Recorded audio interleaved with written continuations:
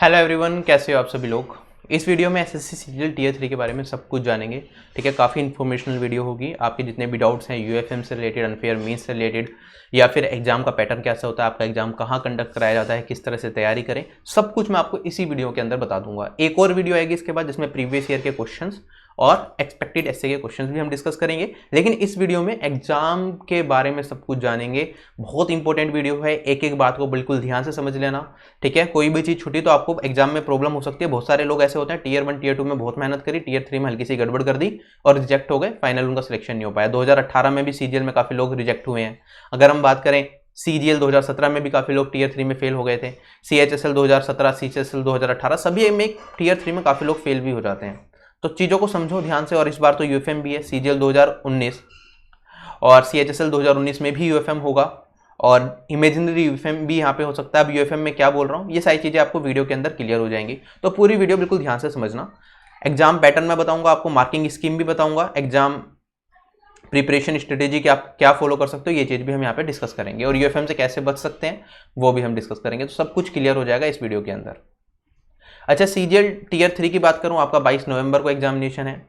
और CHSL 2019 tier 2 exam आपका होगा 14 फरवरी 2021 को। दोनों एग्जाम में बिल्कुल भी डिफरेंस नहीं है, तो ये वीडियो आप दोनों एग्जाम के लिए देख सकते हो। सीजीएल सीएचएसएल सभी एस्पिरेंट इस वीडियो को देखें और ध्यान से सारी चीज़ें समझें। ठीक, अब सीजीएल 2019 टीयर 1 की अगर हम बात करें, टीयर 3 की बात करें, पहली बार ऐसा हो रहा है कि सीजीएल टीयर 2 और टीयर 3 में काफ़ी कम गैप है। तो आपको जो तैयारी करनी है टीयर 3 की वो अभी से स्टार्ट करनी पड़ेगी। 3 दिन में आप कुछ नहीं कर पाओगे। और ये आपकी राइटिंग स्किल्स का टेस्ट है, तो आपको लिख लिख के प्रैक्टिस करनी है। क्या ये चीज़ क्लियर हुई? तो आपको अभी से लगना पड़ेगा। रोज का 1 से 2 घंटा आपको टीयर 3 के लिए अभी से देना पड़ेगा। अगर अभी से नहीं दोगे तो एग्जाम में अच्छा परफॉर्म नहीं कर पाओगे। टीयर 3 के मार्क्स बहुत ज़्यादा मैटर करते हैं। ठीक है, टीयर 3 में बहुत सारे लोग 80 नंबर भी लेके आते हैं, बहुत सारे लोग 40 नंबर पे रह जाते हैं। 40 नंबर का गैप बहुत बड़ा होता है। क्वांट सेक्शन में अगर आपको 40 नंबर एक्स्ट्रा चाहिए ना, तो बहुत महीनों की मेहनत लगती है। और यहाँ पे अगर आप अच्छी प्रैक्टिस कर लेते हो तो फिर भी मैं ये कहूँगा कि कम से कम 40 ना लेके एवरेज मार्क्स 60 भी ले जाओगे तो भी ठीक है। ठीक है, मिनिमम कम से कम इतने नंबर तो लेके जाएं, 60 ले आए, वरना 63-64 इस बार एवरेज गया था हमारा। 61.2 था वैसे तो एवरेज, 61.5 ओवरऑल 2018 के अंदर।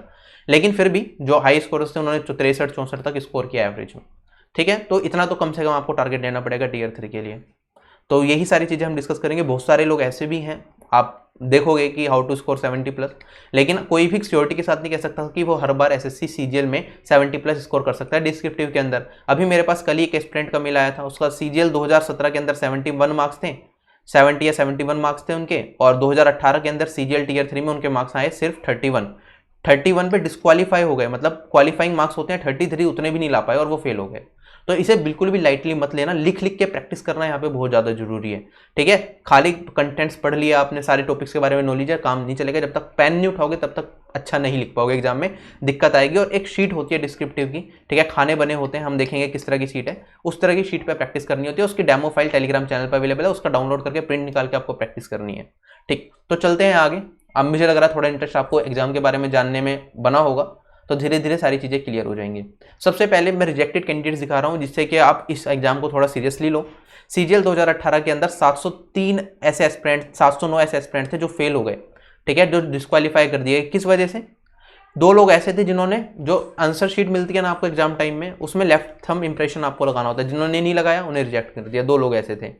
कुछ लोगों ने रोल नंबर गलत लिख दिया। ठीक है, आपका 8-10 डिजिट का जितने के भी डिजिट का रोल नंबर होता है, उसमें अगर एक भी डिजिट आपने गलत लिख दी तो मतलब आपने गलत रोल नंबर लिख दिया, आप हो गए डिस्क्वालीफाई। तो बड़े ध्यान से लिखना होता है वो भी। ठीक है, बहुत सारे लोग ऐसे थे जो को आंसर शीट पे सिग्नेचर नहीं कर पाए। यहाँ पे साइन करने होते हैं, आपने वहाँ पे साइन नहीं करे, या फिर जो हो सकता है उन्होंने डिस्क्रिप्टिव की शीट पे तो साइन करे हों लेकिन जो इन्विजिलेटर कॉपी लेके आया हो उस पर साइन ना करे हो, इस वजह से भी रिजेक्ट कर सकते हैं। ठीक है, तो ये भी रीजन हो सकता है। तो सिग्नेचर की वजह से काफ़ी लोग रिजेक्ट हो गए। और काफ़ी लोग ऐसे भी हैं जिन्हें यूएफएम भी लगाया, अनफेयर मीन्स की वजह से रिजेक्ट हुए। अब अनफेयर मीन्स क्या है वो तो हम देखेंगे थोड़ी देर में। ठीक, तो ये सारे रीजन है जिसकी वजह से 2018 सीजीएल के अंदर काफ़ी सारे लोग रिजेक्ट हो गए। और ऐसा सीजीएल 2017 में भी हुआ था, सीजीएल 2016 में भी हुआ था। एक मीडियम का ऑप्शन भी होता है, इंग्लिश में देना चाहते हो या हिंदी में, अगर वो नहीं लिखोगे तब भी यूएफएम लग जाता है। तब भी मतलब आपकी शीट रिजेक्ट कर दी जाती है, तब यूएफएम नहीं लगता, आपकी शीट रिजेक्ट हो जाती है, वैल्यूएट ही नहीं की जाती। तो वो सारी चीज़ें देखेंगे हम। तो शुरू करने से पहले आपको एक चीज़ बता देता हूँ, अनअकैडमी आपके लिए कुछ फ्री टेस्ट लेके आया है। बहुत सारे फ्री टेस्ट होते रहते हैं, मेंस के भी बहुत सारे फ्री मॉक टेस्ट अनअकैडमी पर अवेलेबल हैं जो हर हफ्ते होते हैं, और उसका एनालिसिस भी टॉप एजुकेटर्स के द्वारा कराया जाता है। तो फ्री मॉक्स हैं आपके लिए यहाँ पे। जो CGL 2020 एस्पिरेंट हैं, CHSL 2020 एस्पिरेंट्स हैं, या फिर अगर मैं बात करूं CGL 2019 एस्पिरेंट्स है तो वो मैथ्स वाले मॉक्स तो दे ही सकते हैं। तो यहाँ पे ग्रुप स्टेज 1 और ग्रुप स्टेज 2 में 2 मॉक्स होंगे आपके 23 अक्टूबर 24 अक्टूबर को, और फिनाले होगा 30 अक्टूबर को। काफ़ी ज़्यादा लोग इसमें अपियर होने वाले हैं, तो अगर आप भी अपियर होते हो तो आपको एक अच्छा एनालिसिस भी मिलेगा। ठीक है, डायरेक्ट एनरोल करने का लिंक डिस्क्रिप्शन बॉक्स में, वहाँ से एनरोल कर लोगे। मैं सारी चीज़ें करके आपको बता रहा हूँ।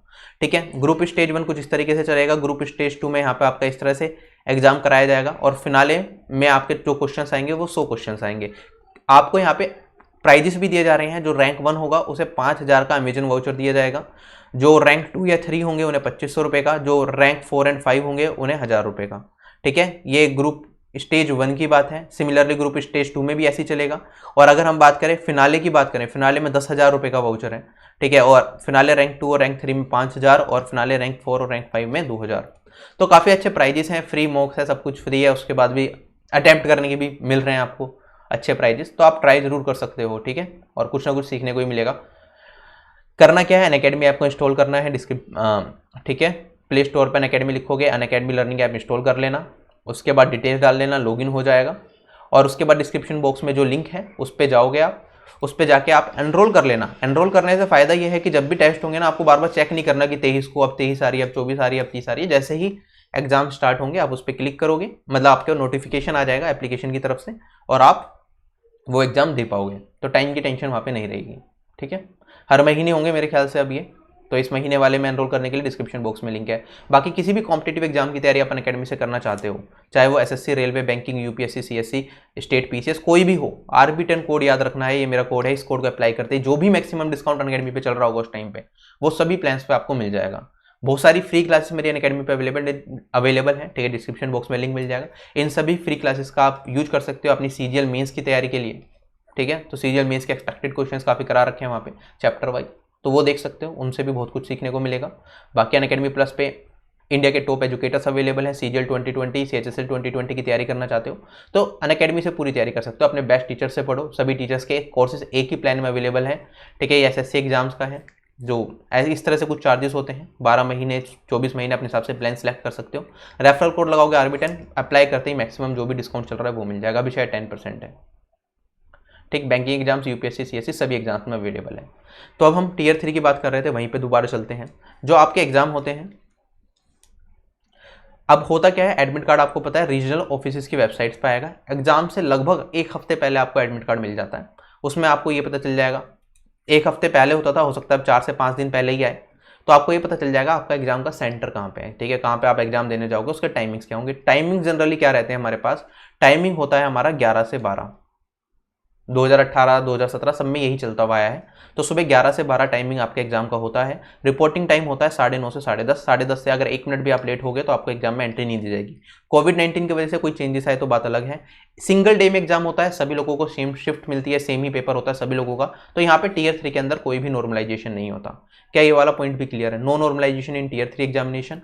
अब यहाँ पे टियर 2 और टियर 3 एक साथ हो रहे हैं, तो होगा क्या, जो टियर 2 की कट ऑफ को क्वालिफाई करेंगे लोग, टियर 3 देना तो सभी लोगों को है, जो टियर 2 की कट ऑफ को क्वालिफाई करेंगे वही लोगों की कॉपी टियर 3 की इवैल्यूएट की जाएगी। ठीक है, तो सभी लोगों की कॉपी इवैल्यूएट नहीं होगी। जो टियर 2 को क्वालिफाई कर जाएंगे कट ऑफ को, उनकी टियर 3 की कॉपी इवैल्यूएट की जाएगी। पहले क्या होता था, टियर 2 का रिजल्ट आता था, फिर टियर 3 होता था, तो लंबा प्रोसेस था। आप 2-3 महीने कम से कम इस प्रोसेस से बचेंगे, टियर 2 और टियर 3 साथ में हो रहे हैं तो। ठीक, तो ये एक अच्छा स्टेप था SSC की तरफ से। क्या क्या चीज़ें आपको लेके जानी पड़ेंगी। ठीक है, ब्लू पेन लेके चले जाना, बॉल वाला लेके जाना।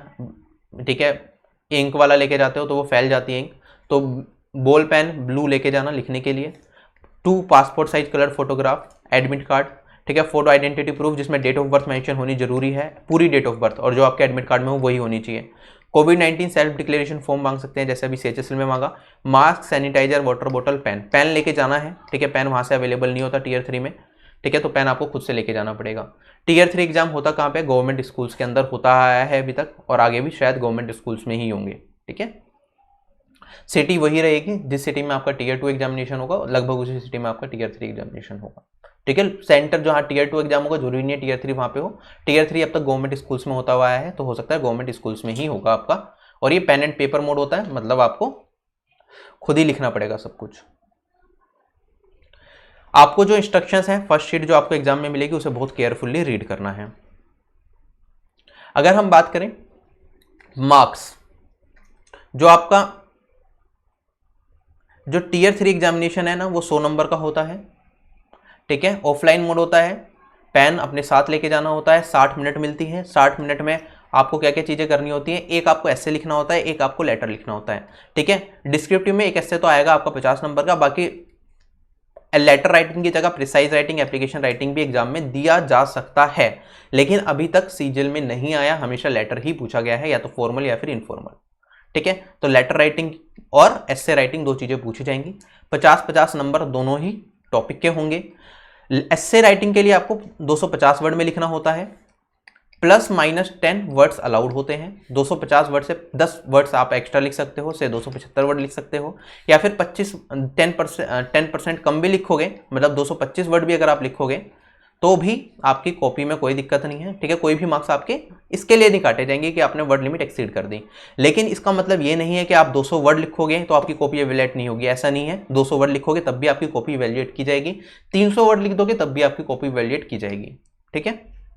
हो सकता है आपके थोड़े बहुत मार्क्स काट लिए जाए। वैसे जो गाइडलाइंस है उसमें ये लिखा गया है 10% एक्स्ट्रा अगर आप लिखते हो, उसके बाद के जितने भी वर्ड्स होंगे, से आपने 300 वर्ड लिख दिए, 275 वर्ड अलाउड है, तो आपने अगर से 280 वर्ड लिख दिया तो जो लास्ट के 5 वर्ड बचे ना वो इवैल्यूएट नहीं किए जाएंगे, ठीक है। आपकी कॉपी बस यहीं तक चेक की जाएगी, मैक्सिमम 275 वर्ड तक। तो कोशिश करना है 250 वर्ड तक ही आप अपना ऐसा लिखें, प्रैक्टिस इसी की होनी चाहिए, ठीक। ऐसे ही अगर लेटर की बात करें, लेटर आपको लिखना होता है 150 वर्ड्स के अंदर। लेटर की खास बात यह है कि जितना आपको स्पेस मिलता है उसमें 150 वर्ड्स ही आप लिख सकते हो, ठीक है। उससे ज़्यादा हल्का सा भी एक्सीड करोगे आपके पास जगह ही नहीं बचेगी। अभी मैं उस चीज़ के बारे में भी बताऊंगा। क्या ये वाला पार्ट क्लियर? 50 नंबर का एस्से होगा, 50 नंबर का लेटर होगा, और 10% तक आप एक्स्ट्रा वर्ड्स लिख सकते हो, या 10% कम एक्स्ट्रा वर्ड्स लिख सकते हो, तो कोई प्रॉब्लम नहीं है। उससे ज़्यादा अगर आगे पीछे करोगे तो मार्क्स काट दिए जाएंगे, ठीक है। कॉपी फिर भी इवैल्यूएट होगी, कॉपी इवैल्यूएशन में कोई प्रॉब्लम नहीं है। ऐसा नहीं है कि 300 वर्ड लिख दिए तो आपको फेल कर दिया, ऐसा नहीं होगा। लैंग्वेज की बात करें, बाइलिंगुअल होगा, इंग्लिश या हिंदी, किसी भी लैंग्वेज में आप दे सकते हो। रिकमेंडेड वो लैंग्वेज होती है जिसमें आप बचपन से पढ़ते हुए आए हो। अगर आप हिंदी मीडियम के हो तो हिंदी से लिखना, इंग्लिश मीडियम के हो तो इंग्लिश से लिखना। ऐसा मत कर देना कि ये देख लिया कि आपको लगा कि इंग्लिश में ज़्यादा स्कोर मिलेगा तो आप हिंदी मीडियम में बचपन से लिखते हुए आए हो और यहाँ पे इंग्लिश मीडियम से लिखने की कोशिश कर रहे हो। दिक्कत होगी एग्जाम में, परेशानी होगी। जिस मीडियम से आपने तैयारी करी हो उस मीडियम से आपको लिखना है। At the moment exam time में ये डिसाइड मत करना कि इंग्लिश में लिखें या हिंदी में। जिस मीडियम से आप प्रैक्टिस करते हुए जा रहे हो उसी मीडियम से लिखना। जो शीट मिलती है वहाँ पे आपको मेंशन करना होता है आप इंग्लिश मीडियम में लिखोगे या हिंदी मीडियम में एग्जाम टाइम के अंदर, तो वहाँ पे टिक कर देना। अगर इंग्लिश मीडियम से लिखना चाहते हो तो इंग्लिश पे टिक, हिंदी मीडियम से लिखना चाहते हो तो हिंदी पे टिक, ठीक है। अभी देखेंगे शीट कैसी होती है, क्लियर हो जाएगा। टीयर 3 के मार्क्स आपके फाइनल मेरिट लिस्ट में जुड़ेंगे और मिनिमम क्वालिफाइंग मार्क्स होते हैं 33। इससे कम स्कोर करोगे तो आप डिस्क्वालीफाई हो जाओगे। नो मैटर टीयर 2 तक आप कितना भी अच्छा स्कोर कर रहे हो, अगर टीयर 3 में 33 से कम नंबर आए तो यू फेल हो जाओगे। अब यूएफएम की बात करते हैं। यूएफएम का मतलब होता है अनफेयर मीन्स। इसका लॉजिक क्या है?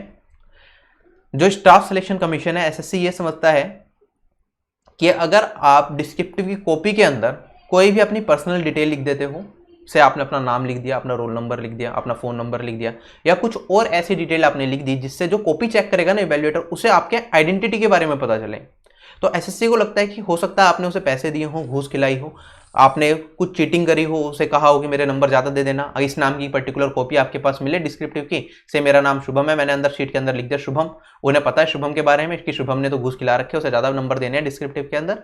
तो इस चीज़ को अवॉइड करने के लिए यूएफएम लाया गया, अनफेयर मीन्स लाया गया, कि अगर आप डिस्क्रिप्टिव कॉपी के अंदर कुछ भी एक्स्ट्रा इन्फॉर्मेशन लिख देते हो, अपने नाम लिख दिया, अपना रोल नंबर लिख दिया, कुछ भी आपने लिखा, तो आपको फेल कर दिया जाएगा। तो हमें यहाँ पे गाइडलाइंस को बहुत अच्छे से फॉलो करना होता है। कोई भी एक्स्ट्रा इन्फॉर्मेशन अपने बारे में हमें नहीं लिखनी होती। अब यहाँ पे तो मैंने कहा ये पर्सनल इन्फॉर्मेशन हो गई। से आपका नाम है मोहन और आपने गलती से वहां पे लिख दिया सोहन। अब जो एग्जामिनर है या फिर जो आपका इवैल्यूएटर, उसे तो पता नहीं चलेगा कि आपने यहाँ पे क्या करा है। आपने अपना रियल नाम नहीं लिखना, आपने दूसरा नाम लिख दिया, कोई और नाम लिख दिया है, तो वो समझेगा ये आपका रियल नाम है, तब भी आपको यूएफएम के चलते 0 मार्क्स दे दिए जाएंगे। ये 2017 में भी काफ़ी लोग ऐसे हुए जिन्होंने कॉपी के अंदर अपना नाम लिख दिया, जिसकी वजह से वो फेल हो गए। 2018 के अंदर भी ऐसे लोग हुए, गलती से लेटर के अंदर लास्ट में लिखना होता है नाम, जो लेटर लिख रहा है, जैसे यहाँ पे टॉपिक था you are Shiv Shivani, right. आपको जो नाम लिखना था वो शिव या शिवानी लिखना था, लड़की हो तो शिवानी, लड़के हो तो शिव। आपने यहाँ पे लिख दिया नाम सोहन, इसका मतलब आपने कोई और नाम लिख दिया, जरूरी नहीं है ये आपका नाम हो या किसी और का नाम हो, अगर आपने ऐसा कुछ नाम लिख दिया तो आपको क्या दे देंगे, यूएफएम के चलते आपको डिस्क्वालीफाई कर दिया जाएगा, आपके 0 मार्क्स मिलेंगे। इस चीज़ का ध्यान रखना, एग्जाम में ये चीज़ दिमाग से निकल जाती है, बचपन में फ्लो की आदत होती है, छोटी क्लासेस में हम गलती कर देते थे, लेटर में जो नाम लिखा दिया जाता था वो नाम ना लिख के हम अपना नाम लिख देते थे, अगर SSC में कर दिया 0 नंबर मिलेंगे, फेल हो जाओगे, सीधी सी बात है। कई बार ऐसा भी होता है, आपने लिख दिया सोहन, फिर आपको आ गया याद कि नहीं लेटर के अंदर तो नाम था शिव, मुझे लिखना था शिव, आपने सोहन को काट दिया और लिख दिया शिव, इस केस में भी आपको नंबर मिलेंगे 0, आपको डिस्क्वालीफाई कर दिया जाएगा, ठीक है। कटिंग भी अलाउड नहीं होती अगर नाम के केस में, ठीक है। बहुत सारे लोग इस बार भी डिस्क्वालीफाई हुए हैं, हर साल होते हैं, इस चीज़ को ध्यान रखना। कोई भी आपको पर्सनल इंफॉर्मेशन नहीं लिखनी, जैसे यहाँ पे एड्रेस था ना, जो टॉपिक है एक बार दोबारा दिखाता हूँ मैं आपको,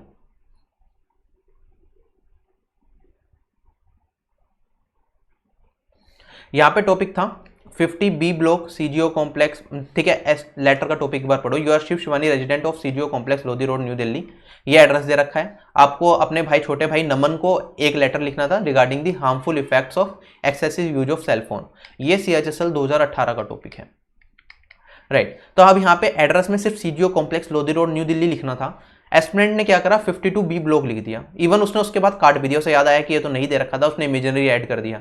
अगर आप ऐसा लिख देते हो और उसके बाद काट भी देते हो तो अब इवेल्युएटर को क्या लगेगा, आपने कुछ अपनी पर्सनल इंफॉर्मेशन यहाँ पे लिख दी, आप चेकर को ये बताना चाह रहे हो कि ये आपका एड्रेस है, ठीक है, उससे उसे आइडिया लग जाएगा कि आपकी कॉपी है और आपको एक्स्ट्रा नंबर मिल जाएंगे, राइट। तो इसलिए यहाँ पे कर दिया गया यूएफएम और एस्पिरेंट को दे दिए गए 0 मार्क्स।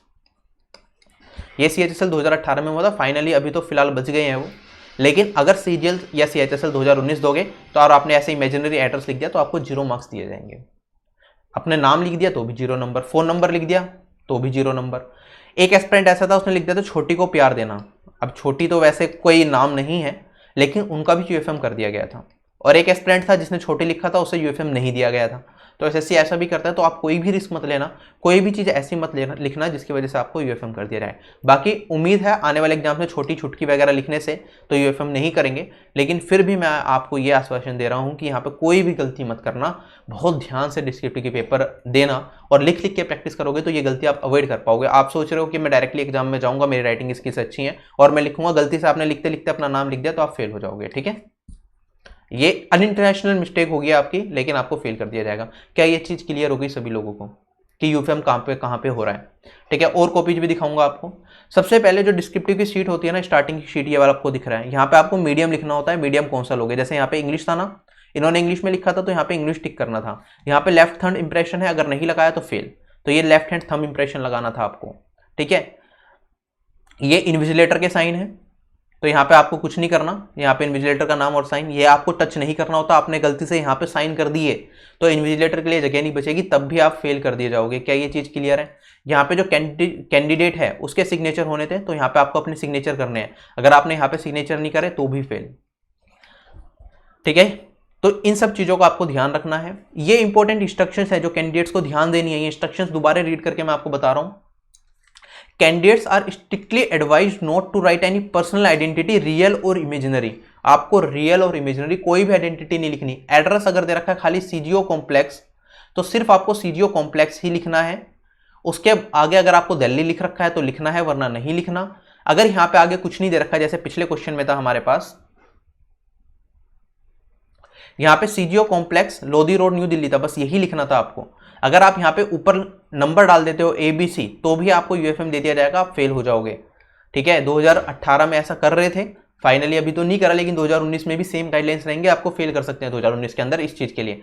आपने लिख दिया यहाँ पे XX करके कुछ एड्रेस, ठीक है, तो आप फेल कर देंगे। आपने डाल दिया A104 हाउस नंबर डाल दिया, क्वेश्चन में नहीं दे रखा था, तो भी आप फेल कर दिए जा सकते हो। तो इन चीजों का ध्यान रखना। कुछ भी पर्सनल या इमेजिनरी इंफॉर्मेशन भी ऐड नहीं करनी, कोई भी इमेजिनरी नाम भी आपको ऐड नहीं करना, ना ही लेटर के अंदर ना ही एस्से के अंदर। क्या ये चीज मैं क्लियरली बता पा रहा हूं आप लोगों को, ठीक है। ये सारी चीजें यहाँ पे मेंशन है। अगर ऐसा कुछ आपने इमेजिनरी लिख दिया तो आपकी आंसर बुकलेट क्या होगी, इवेल्युएट नहीं की जाएगी और आपको 0 नंबर मिलेंगे और आपका यूएफएम हो जाएगा। जो शीट होती है, हमने देखा यहाँ पे बॉक्सेस मिलते हैं आपको, ठीक है। एक लाइन में 4 बॉक्स होते हैं, एक बॉक्स के अंदर आपको एक ही लेटर लिखना होता है, एक ही वर्ड लिखना होता है, उससे ज्यादा नहीं लिखना होता। तो इस चीज का भी ध्यान रखें। और यहाँ पे लास्ट में दे रखा है answer extending the prescribed word limit more than 10%। मतलब जैसे हमने कहा एस्से को आपको लिखना होता है 250 वर्ड्स के अंदर, अगर 10% से ज्यादा आपने एक्सीड कर दिया तो जो आगे का पार्ट है ना वो इवेल्युएट नहीं किया जाएगा।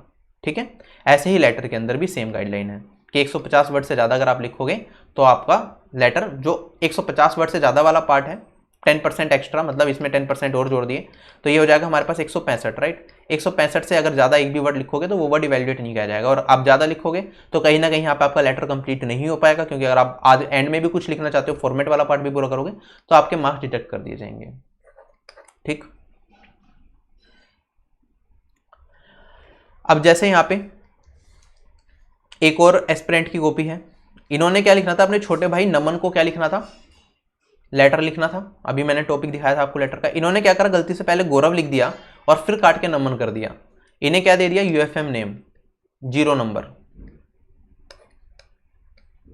क्लियर, तो ये गलती आपको नहीं करनी, नाम बड़े ध्यान से पढ़ना, गलत नाम मत लिख देना, सारी मेहनत बेकार हो जाएगी, इसलिए लिख लिख के प्रैक्टिस करना बहुत ज्यादा जरूरी है। एक एस्पिरेंट था, देखो यहाँ पे इन्होंने लिख दिया 125 CGO complex, right. 125 CGO complex लिखने पे ही इन्हें यूएफएम दे दिया गया और इन्हें 0 मार्क्स अवार्ड किए गए थे सीएचएसएल 2018 के अंदर। ये गलतियां नहीं होनी चाहिए। आगे बढ़ते हैं, एक और एस्पिरेंट की कॉपी है, इन्होंने क्या करा, गलती से बस 13A लगा दिया था, अब फिर उन्होंने बाद में हटा दिया, इस गलती को सुधारा।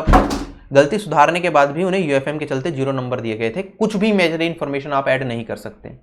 अच्छा, अगर हम बात करें, आप कहोगे क्या यूएफएम सिर्फ एसए में लेटर में लगता है या एसए में भी लगता है? एसए में भी लग सकता है, लेकिन एसए में ये चीज देखी गई, अगर आप पॉपुलर नेम यूज करते हो, जैसे आप किसी पर्टिकुलर टॉपिक पे एसए लिख रहे हो, वहां पे इंदिरा गांधी जी का जिक्र हो गया, महात्मा गांधी जी का जिक्र हो गया, उनका कोई कोटेशन आपने लिख दी, या फिर आप कोई गवर्नमेंट स्कीम बता रहे हो जिसमें पॉपुलर लीडर्स के नाम होते हैं, ठीक है, जैसे मनरेगा स्कीम है आपके पास, एमजी नरेगा स्कीम है, सॉरी, और भी जो स्कीम्स लिख रहे हो उसमें कहीं जवाहरलाल नेहरू का नाम आ जाएगा, कहीं इंदिरा गांधी जी का नाम आ जाएगा, तो उस केस में यूएफएम नहीं लगा था।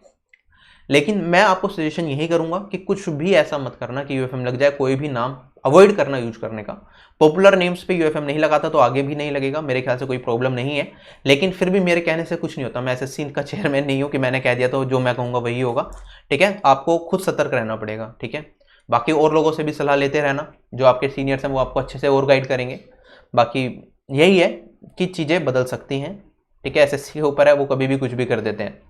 अब रफ वर्क कुछ लोग होते हैं, जैसे एस्से लिखाना है, एस्से के लास्ट में शीट में रफ पॉइंट्स लिख देंगे, राइट। अब उस पॉइंट पे भी हो सकता है आपको यूएफएम कर दे, 2018 के अंदर कुछ लोगों को शायद नहीं करा था, लेकिन जरूरी नहीं है। शीट के एंड में कोई भी रफ वर्क मत करना, ये मेरा पर्सनल सजेशन है, कोई भी रफ वर्क नहीं करना आपको। पॉइंट्स जो भी हैं अपने आप में रखने हैं। अगर पेंसिल और इरेजर अलाउ करते हैं एग्जामिनेशन में तो पेंसिल से लिख के मिटा सकते हो, लेकिन जरूरी नहीं है हर गवर्नमेंट स्कूल के अंदर पेंसिल और इरेजर अलाउड करें।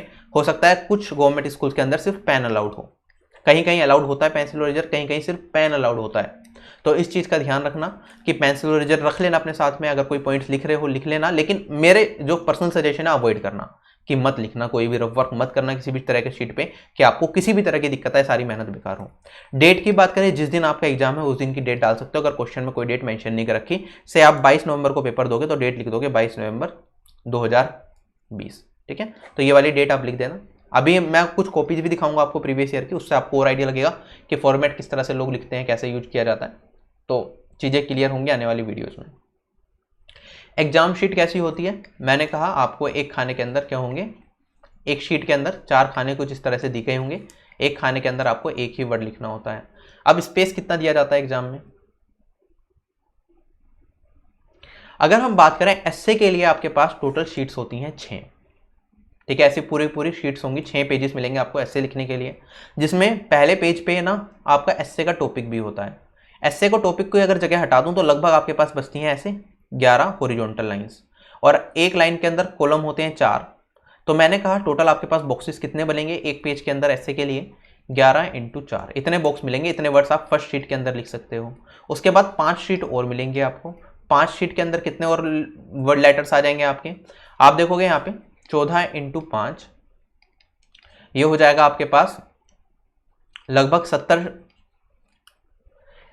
14 कॉलम्स हैं आपके पास। 14 × 4 करेंगे तो हमारे पास एक पेज के अंदर कितने बॉक्सेस मिलेंगे वो आ जाएगा, और × 5 से भी गुना कर दोगे तो आपके पास ये आ जाएगा 280।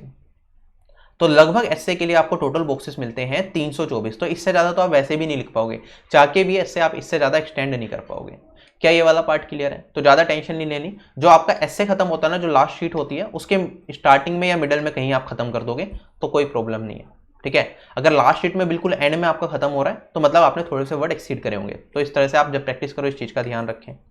अगर लेटर की बात करें तो लेटर के लिए आपको टोटल जो बॉक्सेस मिलेंगे वो 256 मिलेंगे। लेकिन लेटर में क्या होता है, आप फॉर्मेट में भी काफ़ी सारे बॉक्सेस वेस्ट होते हैं। इस साइड वाले बॉक्सेस वेस्ट हो जाएंगे। आप यहाँ पे एड्रेस लिख रहे हो, ये वाले बॉक्सेस खाली रह गए, ठीक है। यहाँ पे डेट लिख रहे हो तो खाली रह गए, फिर आपने स्पेस दिया, डेट के बाद एक लाइन छोड़ते हैं तो वहाँ खाली स्पेसेस खाली रह गए। तो लेटर के लिए आपको 256 बॉक्सेस टोटल मिल रहे हैं, उसमें भी काफ़ी सारे बॉक्सेस खाली जाएंगे।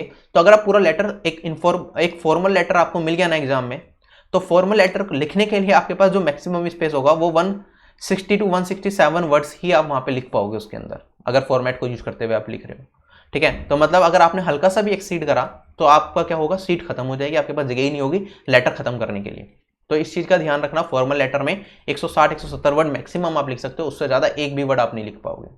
तो कोशिश करो लेटर की जब प्रैक्टिस कर रहे हो 140 वर्ड में जो लेटर का अंदर का कंटेंट है उसे 130 वर्ड में खत्म करने की मैक्सिमम कोशिश करनी है आपको। जो कंटेंट्स हैं, ठीक है, बॉडी हो गया, कंक्लूजन हो गया, वाला पार्ट, ठीक है, वो 130 वर्ड्स के अंदर मैक्सिमम खत्म करना, उससे ज़्यादा एक्सटीड नहीं करना।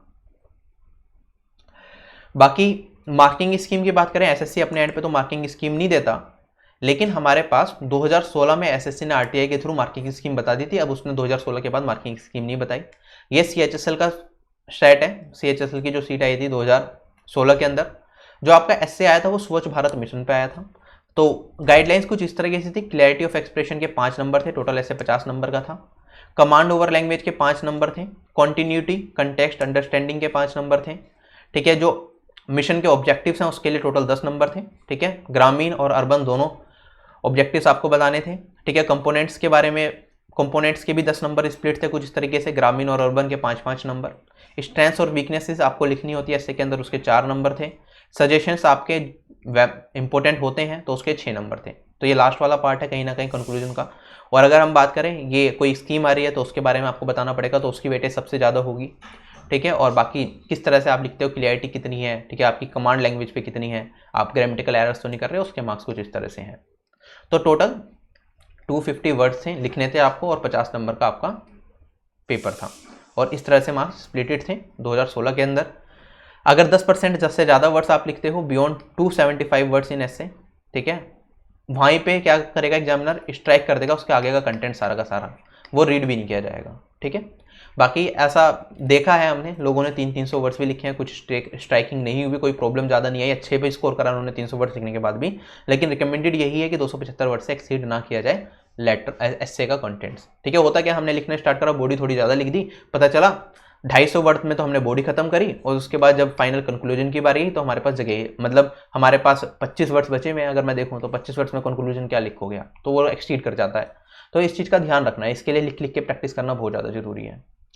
अगर लेटर की मार्किंग स्कीम की बात करें तो 2016 के अंदर जो सीएचएसएल का टॉपिक था, performance of Indian sports person at Rio Olympics, तो ये भी आपको 50 मार्क्स का था 200 वर्ड के अंदर। यहाँ पे वर्ड लिमिट 200 वर्ड्स दे रखी है, ठीक है। वैसे वर्ड लिमिट 150 वर्ड की होती है, यहाँ पे 200 वर्ड कैसे आया ये समझ नहीं आया। 200 वर्ड तो आप वैसे भी नहीं लिख सकते, अगर आप लेटर लिख भी रहे हो तो 200 वर्ड का तो आपको स्पेस बचता ही नहीं है लिखने का, 150 ही होती है वर्ड लिमिट, ठीक।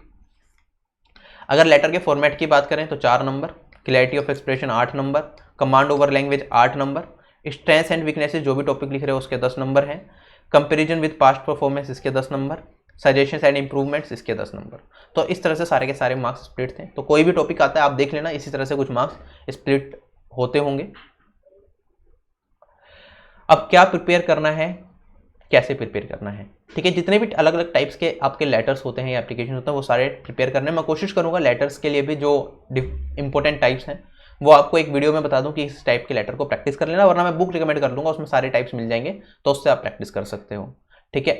हैंड राइटिंग का ध्यान रखना, हैंड राइटिंग आपका फर्स्ट इंप्रेशन होगा एग्जामिनर के ऊपर, ठीक है। इवैल्यूएटर जो आपकी कॉपी चेक करेगा, अगर आपकी हैंड राइटिंग अच्छी है तो उम्मीद है आप अच्छा स्कोर करोगे। हैंड राइटिंग ही खराब है, पेपर के अंदर ज़्यादा काटा पीटी कर दी आपने, तो वैसे ही आपके मार्क्स कट जाएंगे, क्योंकि देख के ही बहुत बुरा इंप्रेशन पड़ेगा इवैल्यूएटर के ऊपर, राइट। तो काटा पीटी कम से कम करना और अच्छी हैंड राइटिंग रखना। फॉर्मेट पे स्पेशल एम्फेसिस होना चाहिए, फॉर्मेट गलत मत करना क्योंकि उसके भी मार्क्स होते हैं। वर्ड लिमिट को एक्सीड मत करना,